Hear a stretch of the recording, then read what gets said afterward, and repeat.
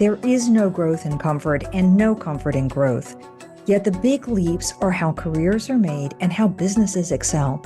So how do you master not knowing at all or feeling like an imposter? How do you have the conversations that will lead to trust and, of course, excellence? How do you take charge of the things that you can control? How do you thrive outside your comfort zone? That's what this podcast is about. I'm your host, Wanda Wallace, and it's time to get out of the comfort zone. Welcome to the conversation. All right, I'm going to bet that the percentage of your workforce that shows up as disengaged on your annual or biannual engagement survey is probably flat and maybe even declining. At least that's what it looks like in most of the companies that I'm dealing with. And over the last few years, you've probably tried to do a variety of things that bring those engagement scores up, and I'm going to bet that you're not seeing a very meaningful shift. And that is true whether you're running a moderate-sized group or whether you're running an enormously large group. We're just seeing a downward trend on the engagement survey questions. Now, one of the things we want to ask today is, what if we're measuring the wrong thing? What if engagement isn't the thing that actually drives productivity after all? So then what does that mean we should be measuring? And more importantly, what can we do about it that's going to make a substantial difference? And by the way, the difference matters to productivity, customer satisfaction, retention, and the things that make a difference in how well the business runs. So my guest today is Mark C. Crowley. He's pioneering leader and best-selling author and leading a revolution in the workplace industry. I think you now know why we're talking about this. 25 years in a competitive financial services industry, lots of national roles, leader of the year, and a great leader in many, many ways. And his book, Lead from the Heart, in 2011 was a big hit. And he now has a brand new book called The Power of Employee Well-Being that advances his vision and demonstrates what he believes really helps teams thrive and fuel organizational success. So working across 175 countries, sought-after speaker, fast company contributor. What more can I say? Mark, welcome to the conversation. Thank you, Wanda. I love how you set all this up. It's good. So why? I always start with why. Why do you care about this whole thing called engagement and well-being? Well, what I really care about is how to install a more effective way of leading people in our workplaces, one that's aligned to human nature. So historically, we've always believed that the best thing to do for owners, shareholders, etc., is to pay people as little as possible, squeeze as much out of them as possible, and assume that they don't want to work hard. And so there's just been this massive reversal in a couple of ways. The first one is that people do want to fulfill themselves through work. And so they do want to commit themselves, but they also want to have their needs met through work. It's no longer just about a paycheck the way it used to be. And so in many respects, businesses never really responded to that, to say, people are looking to get much more out of work. And if we could support those needs, we can infinitely improve their productivity just by supporting them. We don't think that way. But the other is that I manage people very differently. And you can see I'm cleverly have my books behind me, but the red one was the very first edition of Lead from the Heart in 2011. And I rewrote it in 2023. But the premise of that is that we are not rational beings. We are sensing people. Feelings and emotions drive up to 95% of our behavior. So if we understand that people are that way, then why are we going, hey, if we work really hard, we're going to get our customer service score from 3.9 to 3.92. People are like, what does that matter to me? It doesn't matter to me at all. What matters is supporting people in ways that make them feel supported, valued, appreciated, growing, these kinds of things. So as a setup, I started paying attention to research that was coming out that was demonstrating that well-being, which completely is aligned to everything that I'm talking about and have been talking about, there's metrics and studies that are showing that as simple as asking people, how did you feel at the end of this week, translates directly into their productivity. So if I asked you, Wanda, how do you feel at the end of this week? Let's just assume this is Friday. How do you feel? So you've got a bright green emoji. You're happy as can be. and you've got a bright red one and you're really unhappy and almost angry, and then everything in between. They can calibrate this to 5, 4, 3, 2, 1, do numbers, measure these metrics over time, and designate whether or not you have a content workforce or not. But depending upon what those scores are, drives directly, like they did this in a call center where they showed that the number of calls people took increased, the number of sales increased, the amount of time that they spent with customers decreased because they were more efficient, they were more focused, they were interested in moving on and getting to the next customer. All their metrics massively improved when people said, I'm really happy. And the interesting thing, Wanda, is that they didn't say, hey, if you're going through a personal situation, like, you might be in a bad marriage or something like that, or you got a problem with the kids at home, please take that out of your consideration. They didn't. They just said, holistically, how are you feeling? And so if it's as simple as that, and I know we're going to get to the engagement thing, it's like, why are we asking 12 questions and playing whack-a-mole with what's really driving engagement when all we need to do is simply ask people how they feel about certain things? Yeah. I've secretly believed for years that the 12 questions, the Gallup wonderful 12 questions, are really just an approximation for how people feel about being at work. And that people respond with a generalized comment. Because you're not asking me how I feel this week about how upper management has communicated with me. You're asking me how I feel for the last year about how upper management has communicated. Right. Okay. So that's a general feeling. That is basically, I'm happy and not happy. I've often thought that's what we were getting out of the engagement.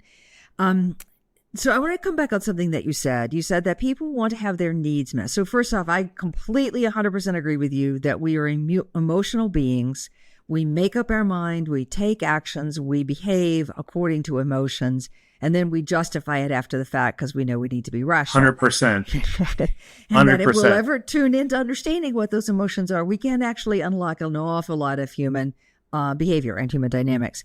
But you said people want to get their needs met through work. All right. So there's a current backlash coming from lots of leaders that I'm talking to about the youngest generations, Gen Z, not Gen Alpha yet. They're not quite in the workplace, who don't seem to want to work hard, who don't seem to want to kind of give it their all.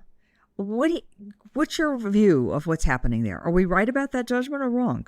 I don't think so. It's not to say that they're not having that experience. I think they're not managing it well. For one thing, I think hiring, you can suss that out. Looking at somebody's resume and seeing what they've accomplished and asking people to describe how they work and what they do day to day in their previous jobs and how they've worked with their previous managers. And, tell me what bugged you about your last job. It tends to elicit, well, I never get what I want. And, you start to go, oh, okay, I'm sensing somebody who's going to be difficult to work with. Right. So I think we need to do a better job there, but it's something that happened generationally. It's interesting. I mean, we're both of a certain age where it was when we started working that whatever companies told us we were having to do, we did it. And we didn't feel like we had any option in it. It was like, this is the job, this is the deal. And by the way, no matter how bad the treatment was, unless they were, putting flames under our feet, we stuck around. And so over the past several generations, at least the last two, you have people who are kids watching their parents be tortured at work and coming up with the conclusion that I don't want that. So I'll give you an example. My son graduated from Cal Berkeley. And when he came home after graduation, we were having breakfast one day. And I said, let me set this up and say that I had a corporate experience that started off at the bottom and made it up to the top over a 20-year period. And so I said, what are you thinking about doing? What do you think your next step's going to be? And he did very well in school, and he's always been a really smart kid, hardworking. And he said, well, I sure as hell don't want to have your career. And I said, you realize you came out of school without any debt, right? I just paid for your school. And he goes, yeah, that's not what I'm saying. I was the best man in his wedding, so don't judge him harshly. But it was the first instinct that I had that he was paying attention the whole time and watched how much sacrifice and how much of my soul was taken away to succeed in these traditional workplaces. And so then you have Gen Z, and they live through COVID, and they're like, I could die. Like I could be, like life is going to be short. So I think what we're dealing with is one aspect of this is that people are looking at work very differently. Where, I used to work like ridiculous hours and then, commute home and all that. You're looking at like a 15, 16-hour day, and then you do it again and again and again. And I was rewarded for that for some reason, but in some ways, but not completely. You're giving away a big part of your life. And I think what we're trying to realize is that all of us, actually, not just Gen Z, is, how do I work, but also have a life? So what I would say to managers, particularly the people that you're talking to, is just set targets. Say, this is what I'm expecting. This is what the job is. This is what I'm expecting. So I'll support you, and I'll care about you, and I'll coach you, and I'll teach you, and I'll give you opportunities. And those are some of the needs that we're meeting. But for you to succeed here, you're going to have to deliver. Like it needs to be some straight talk, because I live near the university where I went, and I see some of these kids, and I have conversations with them, and I'm like, Jesus, like they're really smart, they're really ambitious. So, it depends upon the job, but I'm not convinced that, every generation goes, oh, look at these slackers. They said the same thing about Gen Y. So I'm not as cynical about it. I agree with you. I think some of it is, that when you're young, there's a slightly different sets of priorities and needs and ambitions and a whole bunch of things. A lot of stuff to figure out. And I think this younger generation wants to be managed well. And I got to say, that's it. That's good it for them. Well, but then the burden is on us. I so love that you said this, because it's so much easier to say those kids are a problem. Right? Yes. And then the other guy that's sitting there listening to him's going, hell yeah, they're problems. I'm having the same problem you're having. And what we're not willing to do is to say, what if I changed? What if I rethought how I approach this? Just sit down with these guys, bring them together and go, if I could manage you in a way that would make you inspired to be here, what would it look like? And just pick one or two of them. You don't have to transform yourself. Just, you know what I mean? You don't have to go, I'm a totally new person, but just pick up one or two things and see what the response is. I guarantee you, people are like, I didn't think he would do that, or she would do that, and so we're the ones who need to change if we're going to try to get a different outcome. Yeah. I say to managers all the time, I don't want to talk about the generational differences because that isn't the focus here. But I say to managers all the time that you're going to have to learn to manage differently than you were managed. Completely. And by the way, it's good for all of us. So, okay, fair enough. We're on that one. Let's get back to this topic of engagement and well-being. So I made the bold statement at the intro that I think engagement is kind of just flat and declining, and we're not making any progress on it. What are we getting wrong about these engagement measures? A lot. A lot. Well, for one, I find this sort of remarkable, and I felt like a Judas when I was writing the new book, that in 2013, I went to Gallup on a whim and ended up with their chief scientist and just said, hey, do you guys have any research that might be able to support my thesis? And he goes, well, we're just about to come out with the American Workplace Study, and engagement is ridiculously low. And I go, well, how low? And he goes, 30%. And I go, that's like ridiculous. So he goes, I said, well, I'm writing an article on this, so would you let me publish it? And he goes, sure. So my Fast Company article in 2013 was the first one to say we have a crisis. And you would think everybody was like, oh my God, only 30%, then what an upside we have. If we could get it to 50, 60, how much more productivity and how much retention and all that, right? So now we're in 2025, and the numbers that I reported in that article in 2013 are the same there. So we could end the conversation there. I rest my case. Like, if you want to argue, then, oh no, we've taken it seriously. Show me. Where have you taken it seriously? Ask your employees if you've taken it seriously. You said, we take an annual survey, which is patently stupid, right? Because it's all in arrears. And then they go, well, I remember back, 11 months ago when you did, and, and so people were like, we're not going to deal with that. That's old news. And so I think, just to be concise here, two major things. One is the companies never really took it seriously at all. Wall Street didn't care about it, so CEOs didn't care about it. So, and then they started to look around and they were like, hey, we're still producing and we're not losing all that many people, or we don't really care if we're losing that many people. The company is surviving without engagement being high. So wink, wink, do your surveys and get on with it, but we're not going to take it seriously. And the way that I know that is that no manager was ever held accountable for it.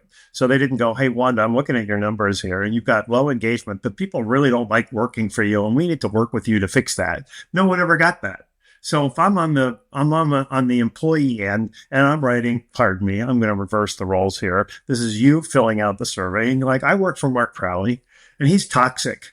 He's unsupportive, uncaring. And when things get really bad, he just turns into fear and intimidation. And I'm not the only one who feels that way. And these are supposed to be anonymous surveys. But never gets back to me. My boss never comes to me and says, Mark, you got to change here. So people just look at that and they're like, pardon me, I'm speaking the vernacular here, but screw this. Like, so they've become cynical about it. Like, you don't really mean this, so I'm not going to give you any feedback. You don't do anything with it. I think these are sort of the big reasons why. But the big one is, if it hasn't improved after 12 years, Shakespeare said past his prologue, you can pretty much predict next year it's not going to be better and better and better. And we've been talking about this now for 20 years. Right. All right. Fair enough. For the record, I do have some clients, some fairly large and financial services clients who do take their measures seriously. And if your numbers start to drop or you don't stand up relative to the company norm, somebody is calling. Now, the question, though, is can you as a manager actually take an action that really lifts engagement? Or are you just taking actions that tell everybody you're going to be in deep trouble if you don't give me better scores next year? Well, unfortunately, that people do that. They know the surveys are coming out, and so they have a meeting and they go, don't be put down bad scores. We don't need that right now. They intimidate people into that. So there's this gamesmanship that's going on, right? And it only happens at best twice a year, so they can navigate that, So just to be clear, I'm not anti-engagement. When I wrote that article, I was all on board with it. It's just that, so you mentioned that we discussed that there's 12 questions. So, okay. So let's say you're taking a survey and one of the questions is, I have a best friend at work, which is a big indicator of well-being, by the way, but it's also a big indicator of engagement. And there's another one that says, I know what my assignments are. I have clear direction and all the tools I need to succeed. So now we get the engagement scores, and your engagement scores are low. Do I go, I have to help Wanda get a friend, or do I have to go and figure out what she's supposed to do because she doesn't know? I don't know. We never get the detail of that. All we get is the engagement number. And so companies just get caught up. I have a friend of mine who tells me that he works at this company, and they're like, we got to get this up to 43.4. We're in trouble. And I'm like, what's the number? It's not the number. It's how people feel day to day. Do they feel supporting? Do they feel cared for? Do they have a boss that knows who they are outside of work, right? Do they advocate for them? One of the things interesting that Gallup has shown is that people feel they compete with their boss, or vice versa. Their boss competes with them because they're threatened by them. So you look at this and you just say, we're picking the wrong people for management, and we have no real clarity on how to improve them with a biannual survey that goes out to the whole company that no one's ever held accountable for. Right. Well, also that survey, I collected on day one. It takes 3 months usually to process it. Correct. It takes a month to distribute it. At a minimum, it's 4 months later. If there was a problem 4 months ago, it's too late for me to address it. That's my complaint, as we need more regular, steady information on what to do. All right. So you advocate for well-being. Why is well-being a better metric in your opinion? All right. So one thing you've said twice now that I really want to amplify is that what I'm hoping with this book is that people go, hell yes, it's about time that we stop talking about engagement.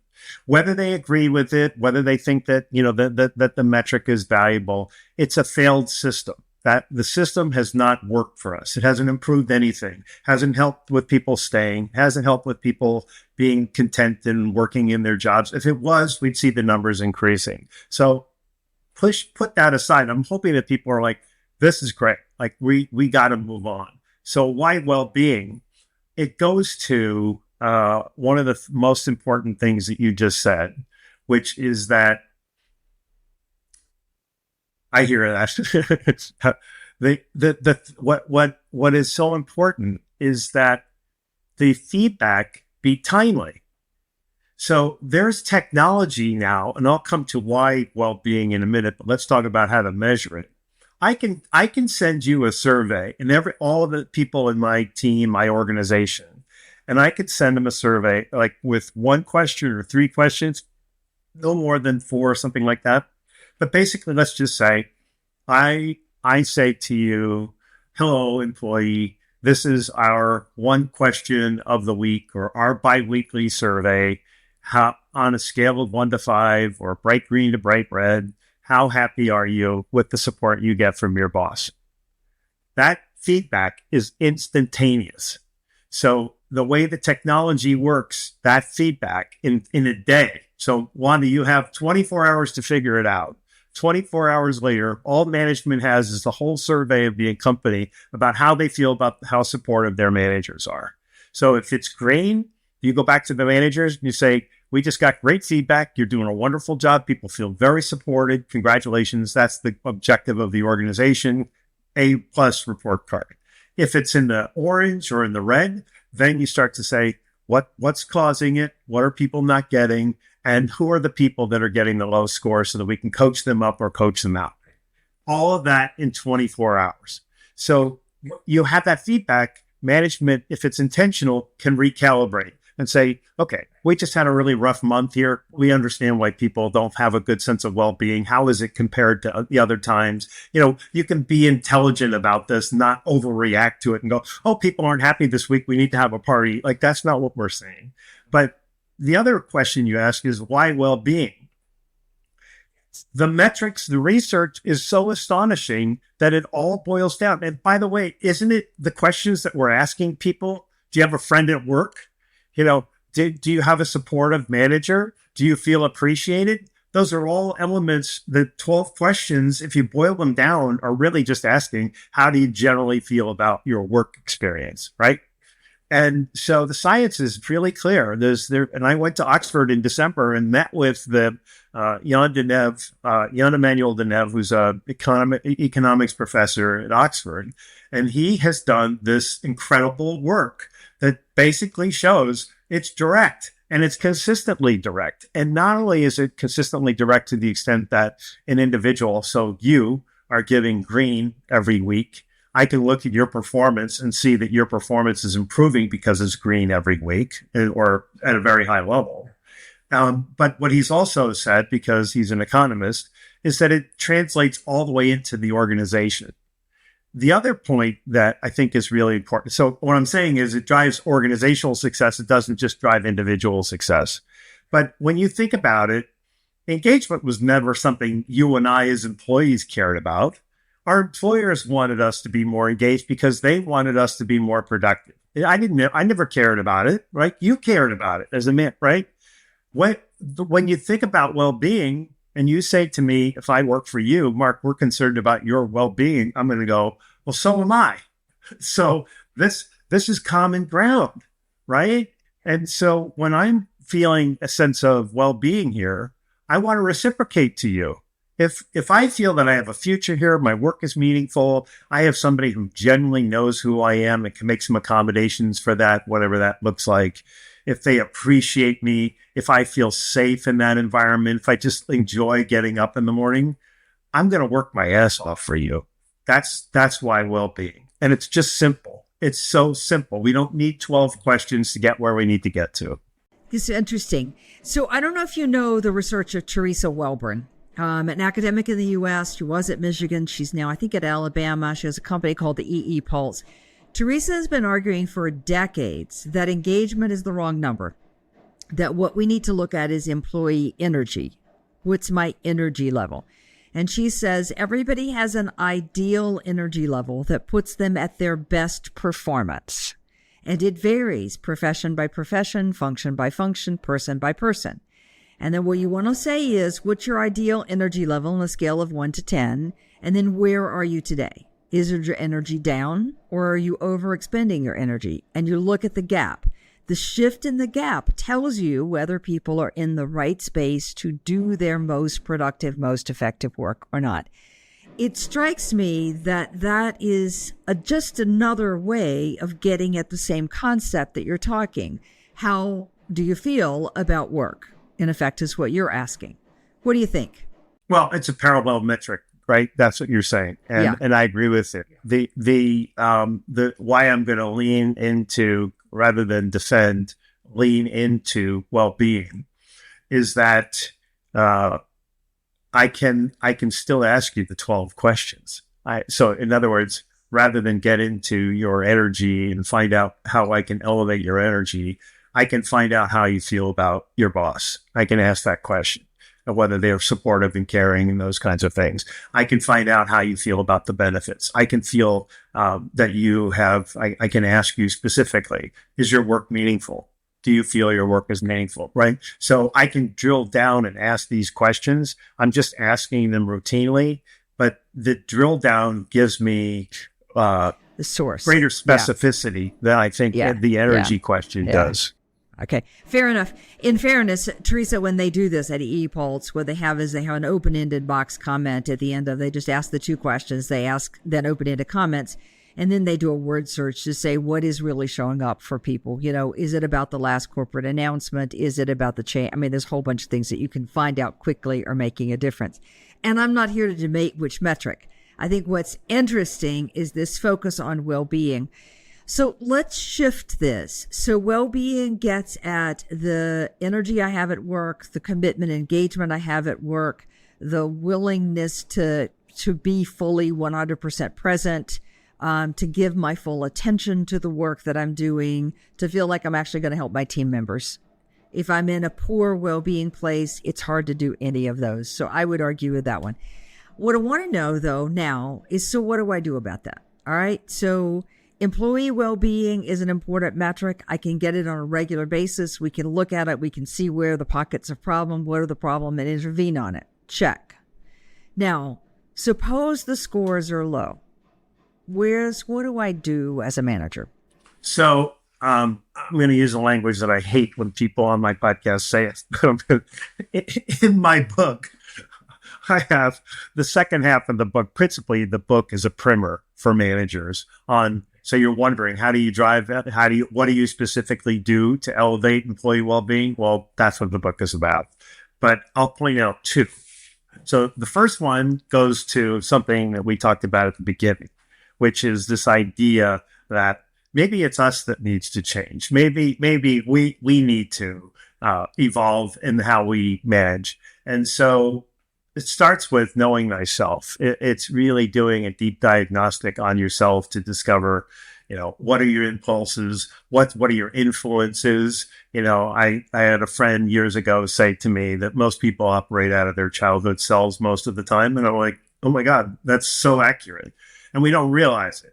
But we get into a conflict with somebody. It reminds us of some stupid thing our brother did 30 years later. And we're having an argument with somebody that's not their brother. And, we don't even realize it. And so it's also just getting into motivations and what pleases you and what triggers you. And it's work.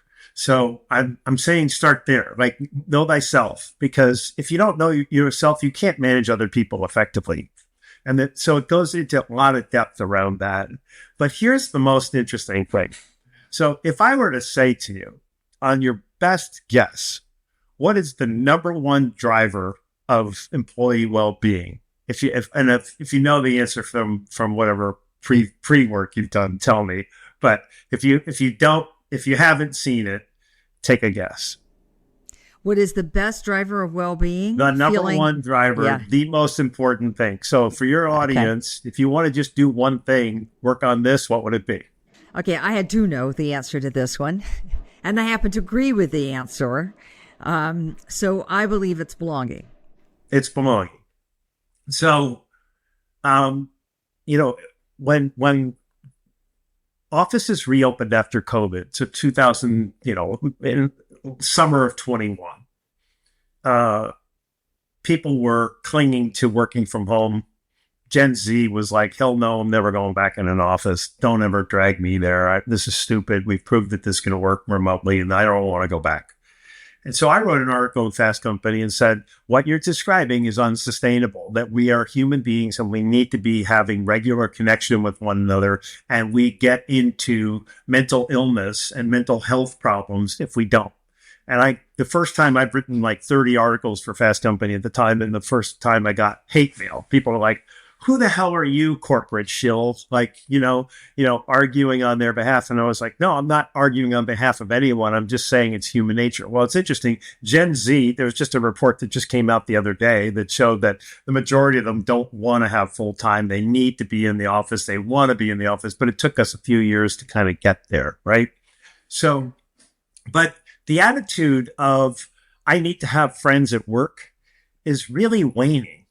Like, if I work with you, it's like, I'll work with you, but I don't need to know you. I don't need to care about you. I don't need to have a friendship with you. And I don't really need to collaborate with you. I mean, to the extent that I have to. Whereas if there's true belonging in an environment, you're starting off with, Amy Emerson calls it psychological safety. I call it psychological and emotional safety for obvious reasons, right? It's how people feel generally. Am I accepted on this team? Do people value me? Do they come to me and ask for help, right? But it's also, and there's been, Daniel Coyle did this great research on the high affecting teams. And what he showed is that the common denominator is almost like a family orientation where they have each other's backs. And that resonates so strongly with me because in managing my teams, I used to say, if you're going to be on a team that I'm leading, you have to be a collaborator. You have to be someone who is interested in helping others, sharing your ideas, not being selfish, not trying to be the star. And so, Coyle and others have shown that the top performing coaches in major sports, whether it's collegiate or professional, what they're looking for isn't just somebody who can play the game. They're looking for somebody who at the last minute will pass the ball instead of thinking that I'm going to be the star and taking when the pass makes more sense. And I think that's it, is that if I were a leader today, I would be saying, how do I create a team that's so cohesive that they're not backbiting and going, well, Bill didn't do what he was supposed to do. And you have all that kind of tension all the time. If you can knock that out and say, we're going to have our days where we're going to be annoyed. People are annoying. We all annoy each other intentionally. But beyond that, if you're going to work here, we need to focus on the team first. So if you're recognizing performance, you don't go, well, before we get anywhere, I have to talk about Wanda because Wanda just killed it. You have to say, before I get anywhere, the team killed it. And then, oh, by the way, now I want to talk individually. Wanda, you are one of the people who are just tremendous this month. But start there. So belonging is incredible. And it goes to feelings. Do I feel safe? Do I feel like I'm looking forward to seeing these people day to day? So I'd start there. Right. Do I matter? Is my voice really heard? Does the boss care what I think or not care what I think? Do my colleagues, care or not care? And granted, some people want really tight belonging and some want looser belonging, but there's that sense of connectivity to the team that makes a massive difference in how much people put forward of themselves on the team. If I don't think you care about me, you want to hear my opinion, then I'm not bothering. I'll give you part of my time, but not my full brain power. Okay. Part of Danette's research shows that, we hear this adage that people quit managers, they don't quit companies. He said there's truth in that. He goes, but the primary reason people quit is because they're quitting their colleagues. They're quitting because they don't feel like they're a part of something that matters to them. Yeah, and more importantly, the reason people stay in a bad working situation where the workload is really over impressive or all things are going wrong, you deal with a lot of problems, and maybe even the manager is not that great. You stay because of your colleagues. Connection, which is the heart, by the way. It's all about feelings. Yep. Yeah, because I feel like I'm a part of it and I don't want to let my colleagues down. Okay. All right. So now that comes to this notion of the bestie, the best friend at work, and why that. So I want to hear from you. Why do you think that sense of a best friend? Is it just this connectivity and belonging that we're talking about? Or is it something deeper? It's both, right? It's both, and I think that it's an element of belonging that's important. But we spend so much time at work that if you don't have somebody, you can go, my husband is driving me nuts, or I just had a meeting with my boss that was so bad. Or, do you have meetings like that? And they go, yeah, we all do. You're fine. Don't worry about it. You'll forget it tomorrow. Like that it's the reassurance. It's like knowing that somebody cares about you. It's really deep. And I think it's a problem. What we were just talking about that there's this attitude within Gen Z that I've seen in research that shows, I don't really care. I've got friends outside of work. I think COVID did this to us, that it convinced us that somehow we have enough friends outside of work, which I personally think is preposterous, because you're spending 10 hours a day at work. You can't make that up. Like, what are you going to do? Stay up till 3 a.m. to go connect with a whole bunch of other people, right? So if you're not making it happen at work, and so I think managers need to make this intentional. I think they need to have social hours, and not like, hey, we're all going for drinks after work. We're all going to have lunch together. We're all going to have coffee together, like work time, not after hours where people are like, I have a kid to get to. I don't want to make my boss mad, but I can't go for a drink. It's like, do it during the day. Give people time to just talk to each other and build relationships. A lot of it's that. I've suggested to several managers who are struggling with this idea that they start pairing people and just, randomly move it around. But like, we're having lunch and, the 3 of you are sitting together, the 3 of you are sitting together. So we have a conversation. I also so I'll back up with a piece of data too. Gen Z clearly has the highest loneliness scores we've ever seen. Right. Okay. I mean, so this is what I was saying, 4 years ago. Like, it's fulfilling it. No question. There's also studies that show that there's a direct connection to, John Gottman has written a famous book about how managers stay together. But there's other researchers, people that I've met that have extraordinary research that show that there's the same ratio. So Gottman says it's the Gottman ratio. It's 4-1. You have to have 4 positive emotional experiences a day for every 1 negative one. You just get up in the morning and you look at your clock and you're like, I'm running late. Negative emotion, right? Get in your car and there's traffic. I'm going to be late. Negative emotion. So life just hands them to you. So we have to kind of come back and say, how do we create an emotional experience for people where they get this 4-1 ratio? But what's so amazing is that what they've shown is that, and I think it's the University of Pittsburgh research that showed that there's this linear relationship. So like if you're 5-1, like if you're just marinating in positive emotions, your mental health is just completely thriving. But as you start getting down here, if it's like 3-1 or 2-1, sort of like that, I try to remember this guy's name, Roy Baumeister. So he was in this job. He was young, and he started to track his happiness day to day in his job. And he did this for a couple of months, and he came to the conclusion that he was happy 2 out of every 3 days. So a 2-1 relationship. And he immediately quit, which you're like, wow, why would you quit? And he quit because he goes, it's unreasonable for me to experience a third of my life where I'm unhappy. And so he's the one who presented this research that shows that if you're not getting at least a 4-1 ratio of positive emotions on a regular basis through life, but especially at work, that your mental health is going to deteriorate really severely. So That's why this is true. I can imagine a whole bunch of people saying, okay, my mental health is deteriorating and now I know why and I better quit my job.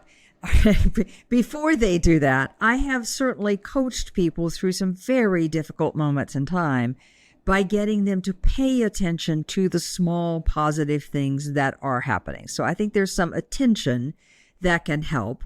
But what do you find managers can do that increase people's positive emotions on a day-to-day basis? Show interest in them. How are you? I was giving a speech in Washington, D.C. So I flew, 2,500 miles, big company. And I was supposed to speak for about an hour. And then president of the company, the CEO company, was going to come out and interview me on stage with all hundreds of people, right?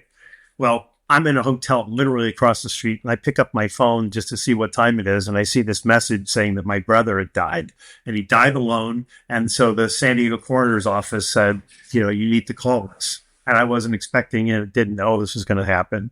And so I was like, okay, what do I do?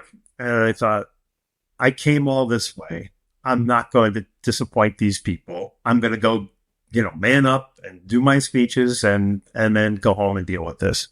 So I went in and did this little workshop, and then I spoke for an hour, and I managed through it. People were like really happy. And then I got on stage, and they had like this formal thing. The CEO was already talking, and then she goes, let's bring Mark back up. And I come up, and I'm getting all this applause, and sitting right next to her in a little director's chair. And I look over, and she goes, how are you, Mark? And I go, I'm great. And she goes, how are you really?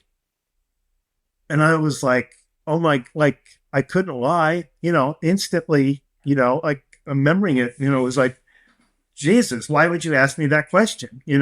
Because I could pull it off. But she's learned to do that so that people tell her what the truth is, because we all have bad days. We just don't know when people are going to have them. So I think it's just showing interest is one. The other is that we have this sort of perverse feeling about recognition and appreciation. It's almost as if we have to go into our wallets every time we thank you, right? So you work for me, and you come into my office and you go, hey, that big project you gave me a couple months ago, and it's due in another month? And I go, yeah. It's done. It's great. And I'm like, you got it done a month early? That's fantastic. Congratulations, Wanda. How did you do it? Tell me how you did it, right? So I've had this emotional experience with you. You're feeling fulfilled. You're feeling great. I'm feeling great. I'm feeling appreciative, and I'm expressing it to you. So there's, 3:00 in the afternoon, you come into me and you say, hey, that goal we had, the sales goal that we had that we were hoping we'd get to by September. Well, here it is, August 1st, and we're going to exceed it. So we're going to kill that goal by the end of the year. A lot of managers think, I already told Wanda how great she was 3 hours ago, so I don't really need to give her any more love here, right? So, but the thing is that if we understood that you're doing all of this so that you would get appreciation, right? That you could get that recognition, and that if I give it to you, you'll continue to behave in the way you're behaving, which is exactly what I want. You will go, I love you. How are you going to keep coming in all day with these messages? You're amazing. I'm so glad I hired you. And being willing to express it and not holding back, because we have this perverse belief that Wanda's going to take advantage of me if I thank her again. She's going to skate. Right. So ask, how are you doing? Listen to the answer, mean the question, not the perfunctory question. Know something about each person individually. You didn't say that, I'm throwing it in. Do some social hours so that the team is connected with each other during the workday, not after the workday, because it's good for team productivity at the end of the day. And 4, show appreciation. Pretty simple tactics, pretty straightforward. If we execute them and do them all. Yep, exactly. Yep. And by the way, for everybody, even the ones you don't absolutely love the most on your team, because what you're going to do is get more out of them as well, get more engagement out of them. Mark, what a great conversation. My guest today, Mark Crowley.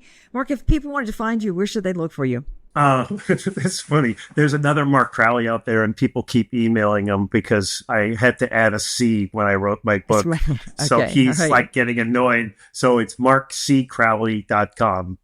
All roads lead to me there. You can connect with me on LinkedIn, Twitter. Everything's Mark C. Crowley. So funny thing, I have the same thing with my name. There's another very famous accounting professor called Wanda Wallace, and people always get us mixed up. So I often put in Wanda T for exactly that same reason. I know the phenomena. All right, Mark, thank you. The book we've been talking about today is The Power of Well-Being. Highly recommended. I thought it was very useful, very insightful. Please send us your comments. We'd love to hear from you. You can do that on any of my websites, outofthecomfortzone.com And I'd like to tell you we have a brand new YouTube channel called outofthecomfortpod.com. So if you want to see actually how Mark and I are talking to each other in real time and our gestures and body language, go check us out there. And you can also see some short clips about the show. Join us next week for another episode in Getting Out of Your Comfort Zone. Thank you for joining us today. Tune in for another edition next week with Dr. Wanda Wallace on the Voice America Business Channel. Reach outside your comfort zone this week.